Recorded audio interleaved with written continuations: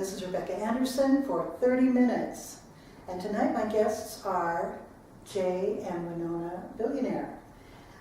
It's been nearly 2 years since you were last on, so what have you been doing? Well, it's been way too long since we've been on 30 Minutes, Rebecca, way too long. I mean, it's amazing how, 2 years, that time just flew by. Well, as you may know, I retired last March. My birthday is March 14th. That happened to be my 65th birthday. And Nero Shoes is a long-standing policy going all the way back to my great-grandfather, the founder of the company, Hensel Billionaire, that Nero executives must retire when they turn 65. I mean, he did it, his son John, his son Paul, my father, and I did it. And I never gave any thought to changing that policy. It's a good policy because it allows new leadership and fresh ideas to emerge. And so I'm enjoying my retirement. And, I love to hunt and fish here in Minnesota. And in Bayfield, we have a nice home in Bayfield, Wisconsin. I like to go sailing. And, I also have a winter residence in Tucson, Arizona, and I'm on the softball team. And, we have, Winona and I, a private little island in the Bahamas. I love the Bahamas. I fell in love with the islands when I watched the James Bond movie Thunderball back in 1965. Love the people there, and I like to go scuba diving in the Bahamas. So I'm enjoying my retirement. It's been a blast. And, I talked about our winter residence, Tucson, and doing things in the winter in the Bahamas too. But before I go, I always make sure, and I've done this every year for many years, to serve meals to the needy at the Duluth homeless shelter on Thanksgiving and Christmas. And I'm very proud of that. And another thing I'm very proud of is the scholarship fund I just set up. And we're going to select the first 10 recipients of the scholarship fund. These are young high school graduates from the Duluth Public Schools with a 3.5 GPA or better. These young men and women are going to be studying history, political science, or business at public or private universities. And we're going to announce the first winners of these scholarships in May. So I'm very proud of that too. And how about you, Winona? What have you been busy with? Well, it's a joy to be back, Rebecca, and I just really enjoy spending more time with J. Paul. He doesn't have to worry about the factory anymore, and his time is to himself. He can do his volunteer work at the Duluth homeless shelter where they feed needy people, and that's so important. I don't have time for that type of thing, but I'm glad that my husband has time for that, and I have too many scheduled bridge appointments with my gal friends and other business ventures that I'm still involved in, but it's a joy to spend time with him, and I'm just very, very glad to have that time with him. And I'm a little disappointed my coat and my hat collection business hasn't been doing so well, and I'm a little disappointed in that, but it hasn't been real profitable, partly because, Michelle Bachman, who was a big customer of mine, isn't involved in politics anymore. She's going to be, she's out, and Sarah Palin has changed her wardrobe, and Michelle Bachman changed her wardrobe, and they kind of set the trend for other women, and since they haven't been purchasing, that really kind of hurt the business a little bit. So I'm still proudly wearing mine and displaying my hats and my coat collection. But Have you gotten any sort of kickback from PETA and the other animal rights activists? Well, Your first, I see you're wearing a lovely fur. as a matter of fact, I think that what's really hurt, more than anything, the fashion trends, is that this Canadian organization, actually it's a counter to this program, Rebecca, and it's called the Truth Sleuths. And what they've been exposing on their program in Canada is that PETA organization and so on has been on there touting how much the fur industry is connected to harming animals and so on, and for you to have a 30-minute counterpart in Canada that's doing that kind of thing, that's really hurt my business. What do you have to say about that, Rebecca? Well, I have to say that my colleagues in Canada are very careful and good researchers. I heard about the report that they were making, and I have to say that I agree, they're first-class investigative journalists. Well, I really think that they've harmed the industry, my business, and I'm really disappointed in the Truth Sleuth. one of the things that they were talking about was the conditions in your Chinese factory. Oh, yes, but, you know, we have inspectors that go in there, and of course they're appointed within our organization, but we believe that they are doing a thorough job of checking on any kind of bad things that might be going on, and we feel we have a good track record. Absolutely, dear. By Chinese standards. Yes. Well, let's move on. Jay, a lot has changed since the last time you were here. Your oldest son, Michael, is now the CEO. He was the COO. So he's a new CEO and president. He's made radical changes since he took charge of the company. And he's closed its Chinese and Malaysian factories, for example, which is why I sort of brought up the thing about the Chinese factories. And he's provided a generous severance package to the Chinese and Malaysian workers. And he's reopened some of the shuttered plants in the U.S. And now 100% of the Nero Shoes products are U.S. made. Furthermore, the workforce in America, Nero's workforce in America, has voted overwhelmingly to join the Teamsters Union. And Michael, negotiated collective bargaining agreements with that union, providing higher wages, the highest wages and best benefits in the footwear and apparel industry, I understand. So the company's running advertisements boasting its products are born in the USA. We've all seen those commercials. To the tune of the song by Bruce Springsteen. It's very, very catchy. And this message clearly resonates with the public because sales of Nero shoes and boots are up and the company's reporting higher profits. So activist groups consistently rate Nero one of the most ethical employers in the nation. How do you feel about this drastic change in policies? Well, I'm very happy for Michael. I mean, my son has always done a good job when it's come to the business. He was an outstanding COO. I mean, we would have made him the chief operations officer if he wasn't doing his job. Just because he's my son doesn't mean he would necessarily have been there if he wasn't a good employee, a good worker. And, quite frankly, I'm amazed that things are going as well as they are because I didn't think he'd be able to afford the increased production costs when he moved the factories back to the U.S., and especially when the workers voted to become union. And these unions, they'll demand more and more and more. They are never happy. I can tell you that from personal experience. That's why I relocated production to Mexico and eventually to China and Malaysia, because they are never happy. They always want more and more and more, even if you're giving them the best wages and benefits you can provide. And, this Born in the USA, and we've all seen the commercials, and my son Mark, my youngest son, he had a can and crane those. They're awesome. They're commercials. They're beautiful. They'll probably win some Clio awards, but here's the thing. That theme is not going to resonate overseas. I mean, that's Born in the USA isn't going to mean much to people, in other countries. So I'm really concerned that the production costs and the decline in international sales, that's going to really hurt the company now. And Michael may want to reevaluate his decision to relocate production in this country. My Truth Sleuths colleague, in Canada, tell me that Nero Shoes may open production plants there in Canada. And there are reports that Nero may expand to Australia, Japan, Europe, while keeping all of its American factories open. This sounds very ambitious to me.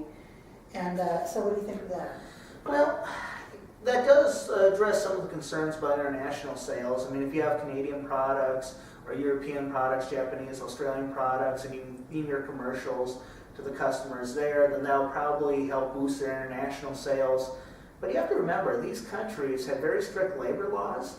They have very aggressive unions. I mean, I think these regulations and unions are really going to hurt Nero Shoes if Michael decides to open plants in these countries. So I'm not sure how that's going to turn out, quite frankly. It will be interesting, won't it? Did you have any idea that Michael was going to make all these changes? No idea whatsoever. See, that's the thing. He didn't tell me any of this, never even hinted at it all this time. It wasn't until several months after the fact he came to me and explained why he had made these changes. And basically, he, his younger brother, Mark, and sister Melissa, they all got together in private. I didn't have any idea this was going on. And they decided to do business the way my father, Paul, used to do things. Having production in the U.S., having unions. And this is really surprising behavior on Michael's part because, Mark's a liberal. Melissa's an anarchist. But Michael is pretty conservative. I mean, he's pretty liberal on social issues, but he's a staunch capitalist, a big defender of the free enterprise system. I would never have expected this from him, but he explained it to me, and he said, Dad, the reason I'm doing this is I want to be proud of this company. I want my grandparents, may they rest in peace, Francesca and Paul, to be proud of how we're running this company. So I think it's really a personal thing for him, and I guess that's what best explains it. Well, Winona, how do you feel about Jay's concerns over Michael's social conscience? Well, I think that Melissa and Mark have sold Michael a bill of goods. Really? I think that he's been had his arm twisted a little bit to their way of thought, and it may affect the business going forward.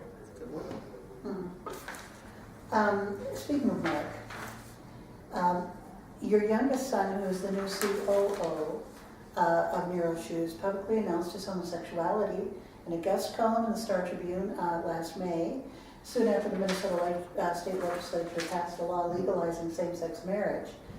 And now we hear he plans to marry his fiance, Tom, who is also Nero's new head of marketing, in the fall.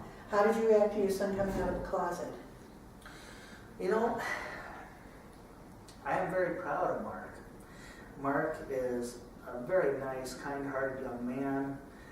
And it's not just because he's my son, but he really is a brilliant marketer. I mean, those Born in the USA ads, a lot of that was him. And, I knew it was a difficult decision for him to come out, but I'm totally in support of that. I've met Tom. Tom's a nice young man. I think he's going to do very well as the new head of marketing. And I will admit that there was a time where I disapproved of homosexuality, didn't believe in gay rights, but I've really had to, reevaluate my opinions over the last few years. And it's not just because Mark came out of the closet. I'm a businessman. And as a businessman, I've traveled all over the world and met other business people, and some of these men and women happen to be gay and lesbian. And they're good people. They work hard, and they're creative. And some of them happen to be parents, and they're good parents, loving parents. And this really forced me to reevaluate my position on this issue. And the thing is, I've kind of returned to the values of my youth when it comes to homosexuality, how I feel about it, because when I was a young man, my parents, Paul and Francesca, were always very accepting of gays and lesbians, which is really unusual considering that they were in the older, World War II generation, but they were. I didn't really have any of these homophobic thoughts or opinions until I became a conservative, and I started hanging around with conservatives who had those attitudes, and they showed me, their beliefs and whatnot, and looking back on it now, I realize how wrong I was to have changed my mind on this issue. So I'm very proud of Mark, and I look forward to going to him and Tom their wedding, Oh my goodness, what about you, Winona? Oh. Are you looking forward to that wedding? I have a lot of respect for my husband, but just the thought of, even though Mark is he's a nice individual, I was raised that, you love the sinner and you hate the sin. And the thought of when they get affectionate towards each other, I'm so uncomfortable with that. Many times I have to leave just to get away from the situation, and I honestly don't think I can bring myself to go to the wedding. I hope you change your mind, dear. It would mean a lot to Mark. Oh, I don't think I will be able to. Well, it will mean a lot to the whole family, I'm sure. Melissa, let's talk about Melissa for a moment. She wrote a book entitled A Worker, Not a Billionaire. And this is part autobiography, part polemic. Melissa writes about growing up wealthy and the influence that you as her family and her grandparents have had on her political views. She left home at 18. She renounced her wealth. She changed her last name to Smith. She became an anarchist and a peace activist. Now, her book sold fairly well, and she donated all the profits to the industrial workers of the world, to several peace organizations, the World Socialist Party of the U.S., and a few charities. She's unsparing in her condemnation of wars, civil liberties violations, and capitalism. She makes many critical comments in her book about both of you and your political and religious views. She calls you, for example, Jay, a notorious exploiter of workers, and she laments your civil libertarian instincts and says they're thwarted by your, I'm sorry, she laments that your civil libertarian instincts are thwarted by your neoconservative illusions. She's very wordy and She has a very way with articulate. words, yeah. Yes, and then she accuses you, Winona, of being a Christian hypocrite of the worst sort, who never objects to any war that the United States wages, no matter how unjustified or immoral. These are very harsh accusations. What is your opinion of your daughter's book and the accusation against you both? We know Melissa has a totally different worldview than us, I've known that for a very long time. Like you said, she's an anarchist, she's a peace activist, she's a member of the industrial workers of the world. But we never ever thought that she would write something this harsh. I mean, we knew. Mel, as we like to call her, is very honest and candid. So I knew there'd be something in that book critical of us, but I never thought she'd be this harsh. And I'm very disappointed that she was so harsh. And it hurt us. And I know it really hurt, Winona to hear that, being called a Christian hypocrite. And that really hurt. And, me and exploiter workers, I've never felt like I exploit the workers. I always felt like I treat workers fairly, whether it was here in the U.S. or Mexico or China or Malaysia. That really stung. But the thing is, despite all that, I have a begrudging respect for my daughter and, her politics, because unlike some folks who protested the wars when President Bush was in office, but then they stopped protesting the wars after President Obama entered office, she has held true to her peace activism. She is still protesting the wars, and I respect that. She doesn't flip depending on which party's in power. Mm-hmm. And, another thing I respect is we have a trust fund set aside for her, worth a lot of money. She has never touched a single penny in that trust fund. She worked her way through college, up through a PhD level. As you know, she's a professor of history at the University of Washington. And there were times working her way through college, she really struggled financially, but she never asked for any help or assistance, even though I would have given it to her in a heartbeat. I have to respect that. I do too. I think that's wonderful. How about you, Winona? How do you feel? But dear, it's not only has she trashed our family, she's trashed my good friends Nancy Reagan and Michelle Bachmann and Sarah Palin, good customers of mine, as well as terribly close friends of the family. And this stuff that she's written, yes, she's continued her philosophy, but she's also continued her well-written and well-spoken trash that she wants to spew out there for the public to hear about our family and about my close friends. And frankly, I'm appalled. Well, I think that's being a little harsh here. I mean, she's just expressing her opinions, and I think our friends will be okay, and we'll be all right. I mean, we still love her. We care about her very much. We're just going to have to agree to disagree, dear, on this one. Yeah. I love her, but honestly, she's disgraced us terribly this time. Oh. So let's talk about the 2014 election, shall we? Yeah, let's Get on to a new subject. They took place nearly 3 months ago. Now, both of you are staunch Republicans. If we know anything about you, we know that. Oh, yes. And so I'm expecting that the results cause some mixed emotions for you. On the one hand, the Republicans gained control of the Minnesota State House of Representatives and the United States Senate. But on the other hand, the DFLers, Mark Dayton, Franken, and U.S. Representative Rick Nolan won re-election. So starting with you, Jay, what was the best outcome and the worst outcome you feel in the 2014 election? Well, by far the best outcome was the Republicans regaining control of the State House of Representatives. I mean, I know it's a big deal that the Republicans now control the U.S. Congress, and I think that's very important, but gaining control of the state representatives means an end to one-party rule in Minnesota, because that's what we've had since 2013. You had Governor Dayton, you had the DFL party control both the state house and the state senate, and they were able to ram through tax increases, more regulations, spending like there was no tomorrow. Now you'll have a Republican-controlled House that will force them to compromise, and that's a good thing, because I tell you what, Winona and I, we were seriously considering moving to Wisconsin. We have a residence, like I mentioned earlier, in Bayfield. We love it. It's a wonderful place. And we were thinking of becoming full-time, Wisconsin residents, because over in Wisconsin, Governor Walker and the Wisconsin legislature are doing wonderful things. I'm very proud of him, the way he stood up to the public employee unions. And we would have moved to Wisconsin had the Democrats retained control of the state legislature. So I'm glad that the Republicans regained control of the state house. And hopefully they'll regain control of the state senate in the 2016 elections. Now, as far as the worst thing goes, that would definitely be the re-election of Representative Nolan. You know this, we've talked about before.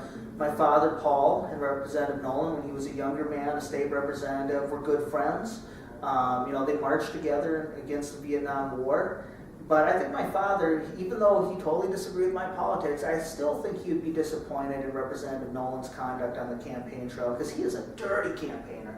Absolutely dirty. The way he trashed Stuart Mills III. I've known Stuart since he was a little boy. I've seen him grow up to be a wonderful young man, a very successful businessman. I mean, the Mills family, they're good, close, personal friends. We've done a lot of things with them over the years. And the way Rick Nolan tore him apart, the way the Democrats tore him apart, made him out to be this selfish, egotistical, spoiled rich kid who didn't care at all about other people. That's not true at all. I know this young man. He has a good heart. He would be an excellent representative. And I thought that was really dirty campaigning on Rick Nolan's part. But you know what? I honestly thought that despite all that dirty campaigning, that Stuart Mills would have won that election. I thought so. The polls seemed to show that he was ahead. And then on election night, he didn't win. I was really disappointed. Well, no one could tell you. I was up all night just trying to make sense of it, because Rick Nolan is an extreme liberal. He supports gun control. He's against the Iraq-Syria war. I thought these would be things that would sink him, in this district, but apparently not.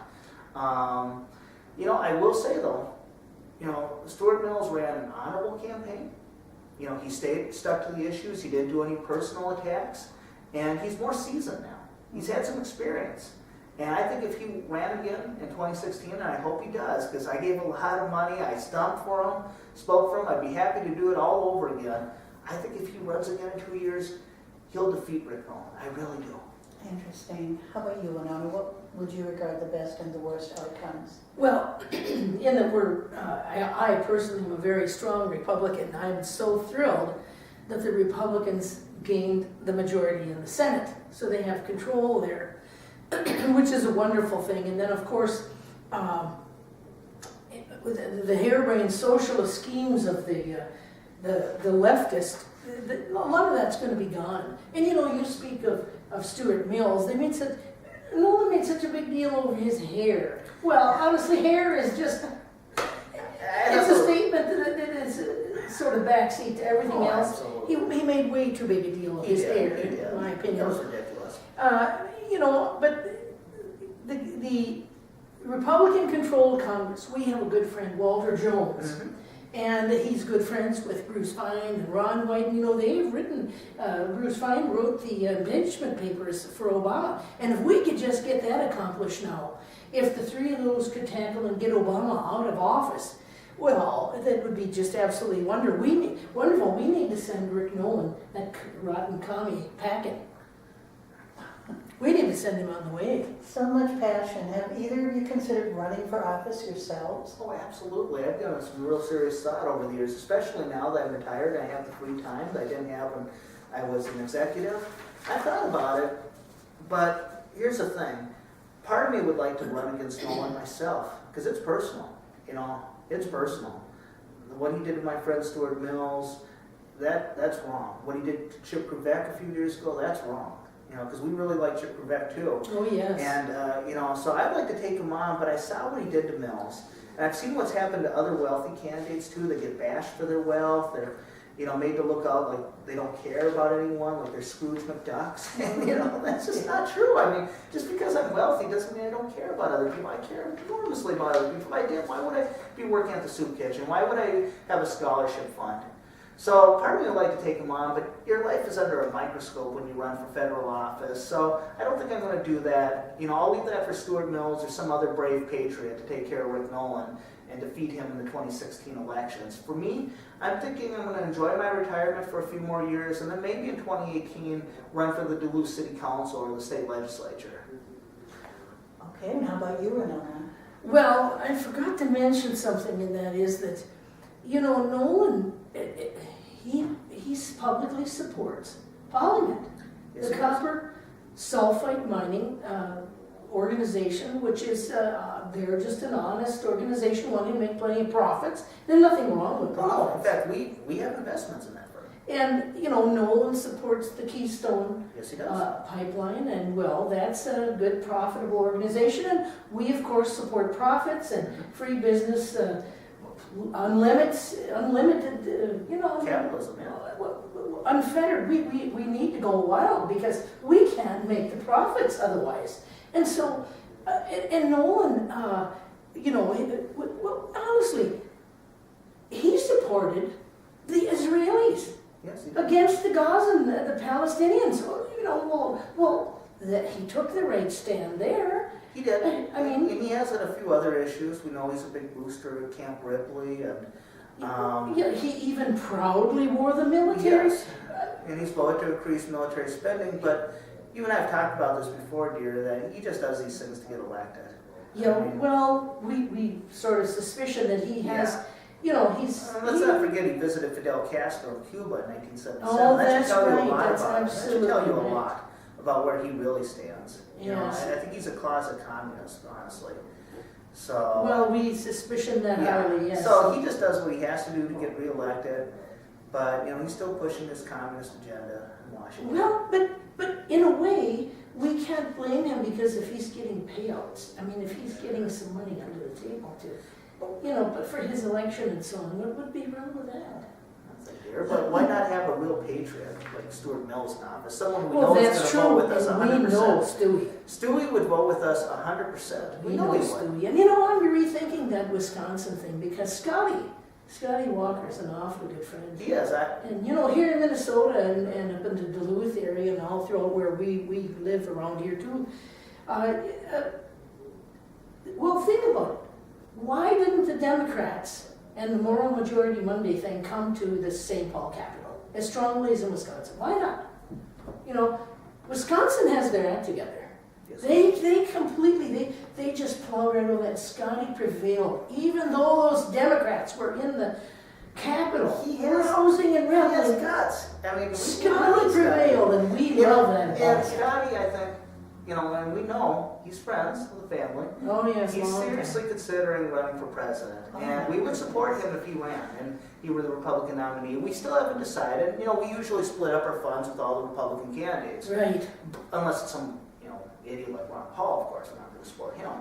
But you know, we would seriously consider giving him our full backing if he ran for president in 2016. Well, and so I almost forgot to mention that I'm considering running too, and of course, I have always had my eyes on city council. Yes. So in Duluth, yes, because there's so many progressive Democrats, and so they're radical. I mean, they've just taken over the city council. They even passed a homeless bill of rights. One of the first in the state of Minnesota. Now, if that isn't radical towards socialism, I don't know what is. Mhm. And so I need to get in there and use our power and wealth to get seated there. And then why wouldn't I be able to think about going on to the Minnesota State Legislature? Don't mistake us, Rebecca. I mean, I care a great deal about the homeless, and that's why I volunteer every year, Thanksgiving and Christmas, to feed them. And I've gotten to know many of them. But see, that's the thing. I believe in charity. You know, charity, not government solutions. Charity is a much better way to deal with homelessness and poverty. Sort of the 1,000 points of light Absolutely. idea. Well, it's been lovely having you here. I feel like I'm sitting at your kitchen table listening to the two of you talk over your political views. I want to thank you for coming here and tell our audience that, and our viewership, that you can expect to see them again on our very next installment of 30 Minutes. They've agreed to come back to discuss human rights issues such as police brutality and CIA torture. So, gotta tune in for that. Thank you so much for coming. Oh, absolutely. We look forward to it. Well, and with Rebecca, I know that you don't want to take our offer to come and spend time with us, but you simply must. We will pay all of your expenses, Oh, and Winona, you are so kind. we really want to have you to one of our lovely homes to come and visit with us. It's just always such a pleasure visiting with you. Well, thank you so much. And that's it for us at 30 Minutes, and we'll see you next week. Thank you for having us again. Thank you.